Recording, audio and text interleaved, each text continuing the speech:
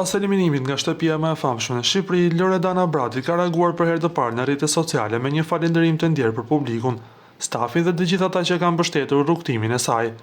Në një postim të gjatë në Instagram, Lori shpreh mirënjohjen e saj për familjen e televizionit dhe për çdo person që ka punuar pas kuintave, duke theksuar: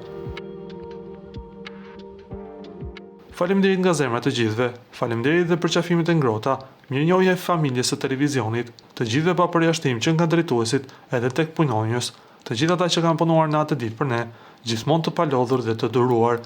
Faleminderit atyre që besuan tek unë, atyre që më deshën me të gjitha ngjyrat e mia, ndoshta nuk isha e zona me fjalët, por thellë brenda shpirtit doja dhe dua të shpreh shumë.